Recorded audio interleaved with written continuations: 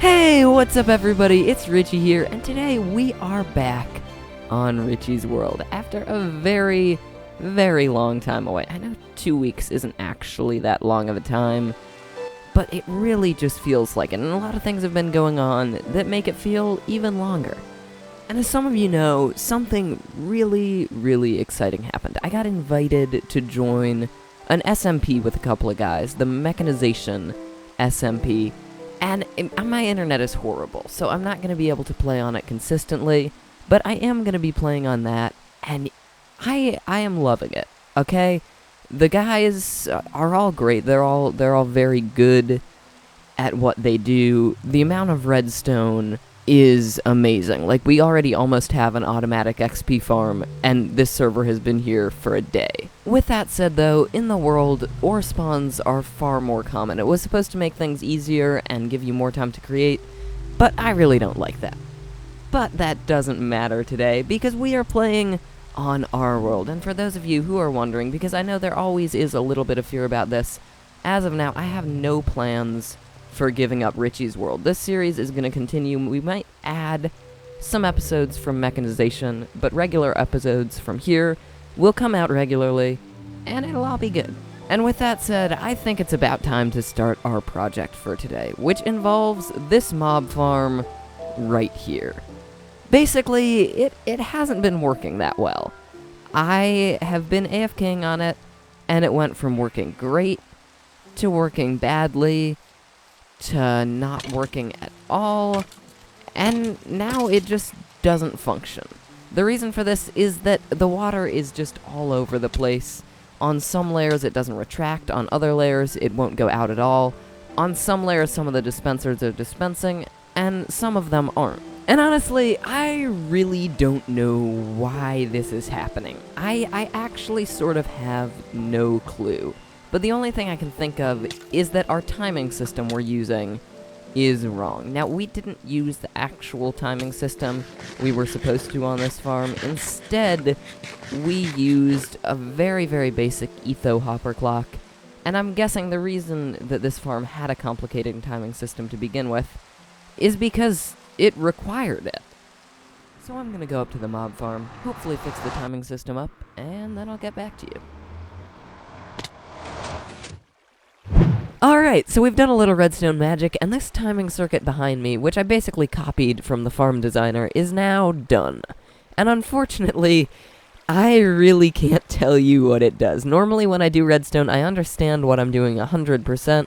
I understand all the bits and bobs and how they fit together, but this just sort of confounds me. We have comparators running out of a hopper clock into another hopper clock with 6 items into it, which somehow activates and deactivates this hopper clock, and then it powers a pulse right here that activates this circuit. And none of this can work unless this circuit right here is turned on, but the purpose of this is mostly just to turn the farm on and off. So unfortunately, I really don't understand how this build works at all. However, I do understand what it does. This whole timer here is basically built to create 2 different pulse lengths.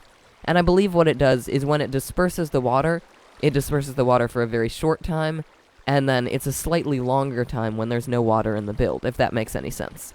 So the water goes in and out fast, and then there's a long time where it's just open for mobs to spawn, and then the water goes in and out fast again. I hope you guys grasp that, because I'm not entirely sure I do. I've just sort of been told what this build does.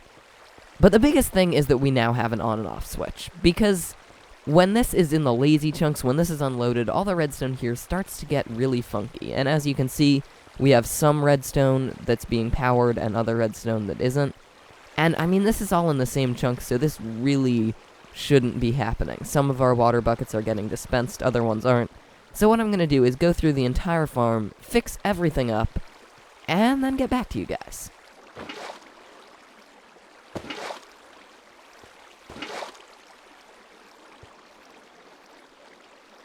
The farm is fixed, and the redstone is complete. I will be honest, there's a few more makeshift bits and bobs than I would have liked, but it seems like it's going to be all working. What's going to happen right here is we drop an item down, and it's going to land on that pressure plate right there with a little bit of luck. Okay, we missed, so let's do it again.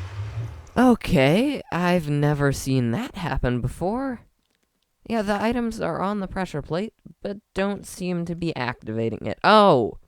Oh, that's what it is. I'm clever. I need a wooden pressure plate for that. Because stone pressure plates will not pick up items. So, wooden pressure plate. Throw this bad stone pressure plate away. Oh, is this going to be another Derp episode? Alright, try it again. So anyway, when we throw an item right down here, it's going to turn the mob farm on. And since items despawn after 5 minutes, this farm will be on for exactly 5 minutes and then shut itself off. Of course, if we want it to last longer, we can flip a switch down there. We can throw a few items once every few minutes. But for now, I think this is really good, because it appears when this is way off in the distance and loaded, not only does it cause lag, but it breaks the farm itself and the water gets all screwy.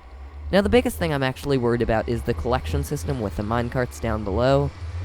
And that scares me, because it's been having some problems, and it appears to be duplicating minecarts and, like, moving them to different tracks. And that kind of freaks me out, because it's just minecarts going back and forth. There should be no problem with it, but Minecraft is Minecraft. I wonder if it could be my computer. I don't have a particularly strong processor, but I don't know. Anyway, our mob farm is now on, I do believe.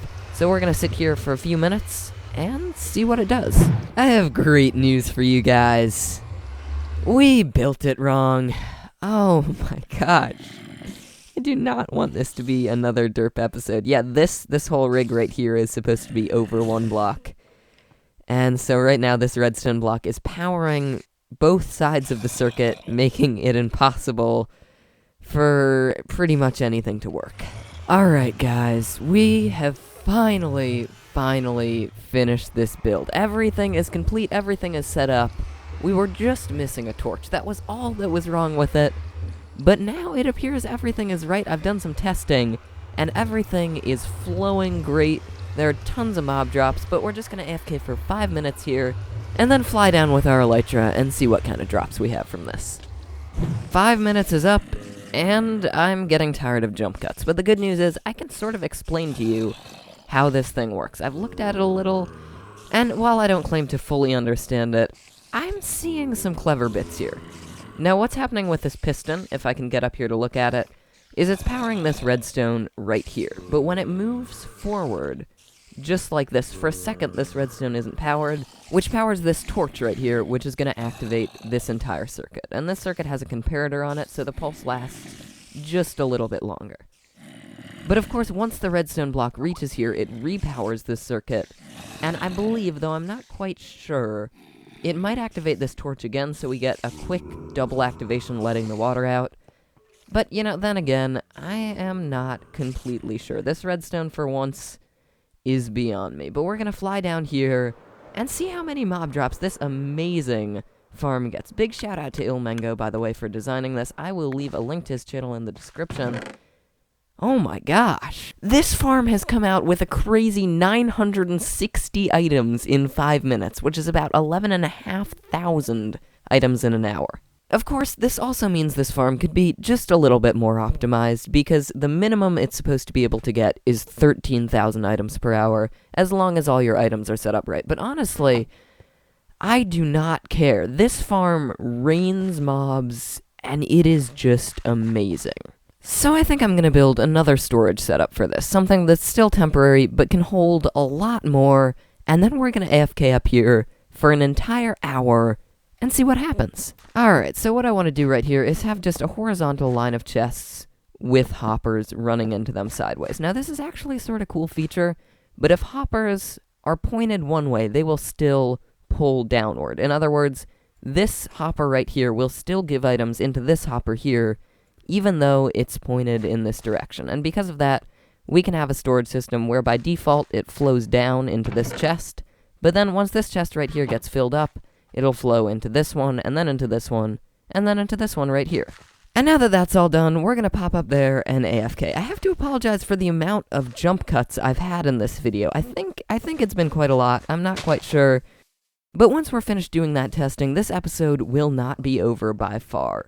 Playing on that multiplayer server I've been talking about has given me some big and probably excessive plans, because my regular plans are already pretty big. So what I think I want to do is start building a smallish slime farm in this episode. There's a slime chunk right next to my house. I know that because slimes keep spawning in my mines.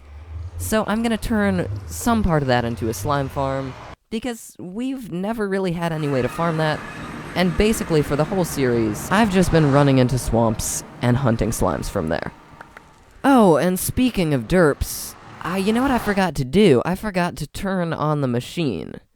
Because if it's going to last more than 5 minutes, we need to turn on this switch that's right there. That switch is not on. So, now how do we get up there?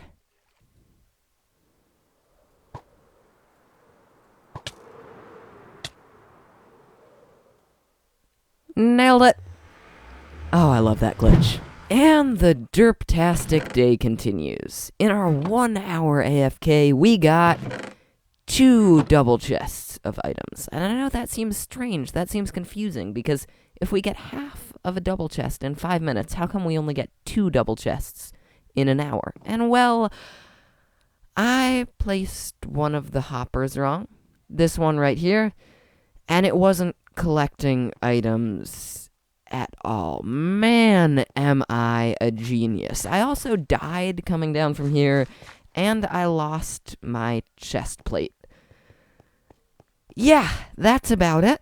And that's just about all I've got to say. So I suppose what we're going to do is run over to the XP farm in the end, make some renovations there while we're there, and also get a new chest plate and a new sword, because we lost our sword a few episodes back, and I've never really got a replacement.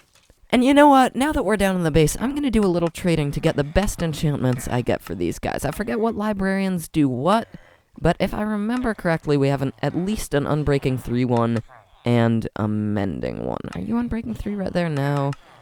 No. There we go. And we need a book. So, I'll get the book, and I'll make the trade.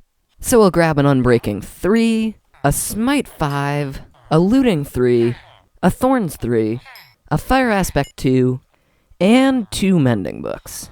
Now, to say I overspent on that is just a joke. That used up seriously all of my emeralds. But you know, I really don't mind, because first of all, we can always get more, and second of all, those collection chests for my pumpkin and melon farms have been filling all the way up, so whenever I want to, I can trade those to the villagers and get a ton of emeralds. Hello, Mr. Enderman.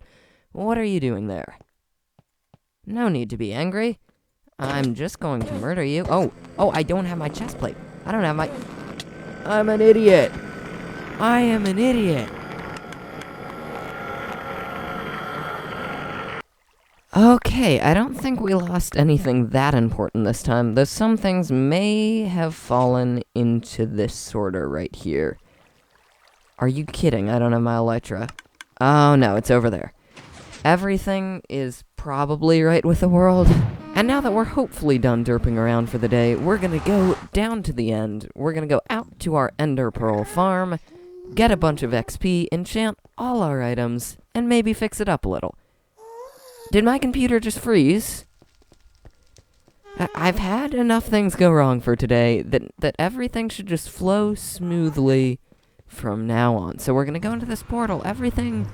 Nothing's gonna work out, isn't it? We're gonna die. We're gonna die when we go through this portal. Oh my gosh. Yeah, talk about luck right there.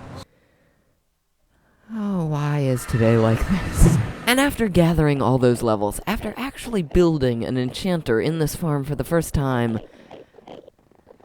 I forgot the lapis. Oh my, I am a genius. So I'm gonna run back to base. I am going to fix everything up there, enchant everything there, and hopefully I won't fall off this platform. But once we're at base and we fixed everything up, we are going to build this slime farm. And if you don't mind puns and you want a little hint, I'll just say the end of this episode will go out with a bang. Oh, good job, Richie. Great job. And now, after a very long time, everything is finally under control. We're gonna enchant the sword at level 30. We're gonna enchant this chest plate at level 30. We're going to need to make a new chest plate. And it doesn't look like that one worked out any better. Whatever, we'll smelt them together to get a nice, decent, oh my gosh, that's expensive, chest plate. And then we'll combine it with any enchantments that we need. So the sword is going to have Smite 5, Mending, Looting 3, and, of course, Unbreaking 3. That's a little bit more than we can spend right now.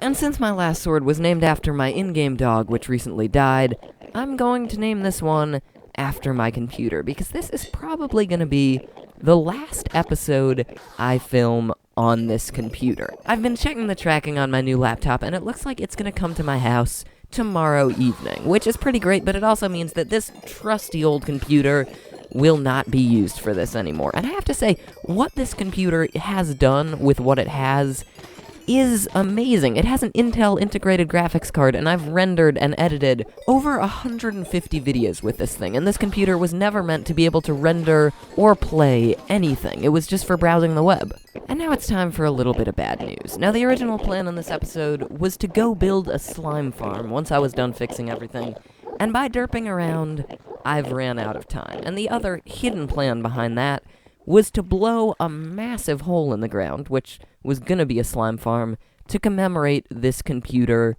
going out. And I mean, it's not the end of this computer. This computer hasn't died yet, and I think I'm gonna give it to my dad. But I just wanted to do something to commemorate this computer that has served me so well. This computer was never meant to do any of this, and the fact that this computer did all of this for this long a time is really amazing. So even though this computer doesn't have great specs, I can't look at this computer and say, oh, that's a bad computer, because what it's done has been phenomenal. But unfortunately, guys, that's just about all the time I have for today for fixing builds. So, even though we don't have time to make a slime farm, we have assembled a ton of TNT. There's a bunch of TNT under this, and we are going to make a massive crater to commemorate this computer, because don't even ask why. It's awesome. TNT is awesome. Just watch.